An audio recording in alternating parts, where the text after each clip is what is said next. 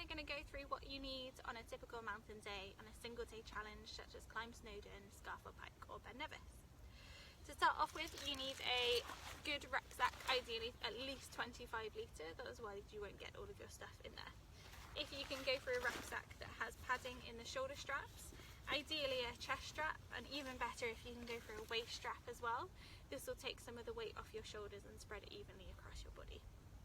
You don't want to go for a smaller rucksack or one that doesn't have any padding. Rucksacks or bags like these are not suitable and the string will really start to rub, but they won't be comfortable for your whole challenge. Within that, you want a rucksack liner to keep all of your kit dry if it rains, which it might do when you're out on a mountain. Ideally one of these with the roll top and the clip on, they'll keep your stuff a lot drier. If you can't have one of those, then going for a plastic bag, a bin bag or a bag for life will keep you going as well. Just make sure that there's not any holes in there, and ideally a bag for life is a little bit tougher so it doesn't rip. Just make sure it's big enough to go in your bag and carry everything in there as well. You can then, optional, is having poles. You can go for poles that pack down like this, or you can go for the extendable kind of ones as well. A lot of the walking bags have sections on your bag to take those poles so they don't have to go inside. Then you need your phone case and your phone. If you can have a waterproof case for your phone, that's even better. If not, just have a Ziploc sandwich bag that you can put it in so it doesn't get wet. Then, very importantly, you need your first aid kit. This needs to go in the top of your bag somewhere so it's easy access if something goes wrong. You need to carry at least 2 litres of water on the hill with you. Ideally, you can have one of the sort of platypus hydration pack styles that goes in the back of your bag. That's brilliant, but just remember to have additional water as well as this. If you don't have a hydration pack, you can go for 2 litre size bottles. It's better to have 2 because then you can just carry one in your hand if you need to, and just make sure you're stopping regularly to have drinks from those.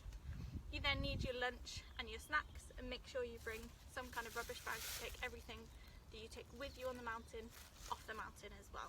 So no rubbish, no peelings or anything like that. Then for your footwear, you need to make sure you have a good sturdy pair of boots or shoes, ideally not trainers. If you need to go for approach shoes, that's okay, just make sure they have enough support for you, especially the ankle support. Ideally a good pair of waterproof boots, because even if the weather's sunny, it can get boggy up on the mountain.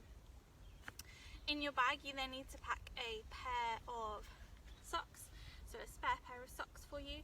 This will just help if your feet get tired and you need to change your socks to reduce blisters. Also helps at the end of the long day. If you don't use them, you can swap them over before the drive or travel home. You need to then make sure you've got your waterproofs. You've got your waterproof coats. Make sure this is suitable and has a hood and can go up and can zip up all the way as well. Waterproof trousers. I know they might not seem like a must, but they will when it's really raining hard on the mountain. So you can pack those. They can go in your bag as well until you need them. These need to be separate from your walking trousers. Your walking trousers might seem water repellent, but you need your waterproof trousers for sure. In your bag then you need a waterproof insulated layer, so a spare warm layer. This can pack down and go into your bag for when you need it, and when you get to the summit it's going to be quite cold as soon as you stop, so just have that ready to go. Ideally if it's something that's an insulating jacket or a down jacket, something like that, but just remember a down jacket like this won't keep you warm when it gets wet. If your warm items can go in another dry bag, just for added protection, that's even better. Again, you can just use a carrier bag to wrap them up in. Even in the summer, it can get really cold on the mountain, so having a spare warm layer and then a hat and a pair of gloves as well. These are definites that you need in your bag.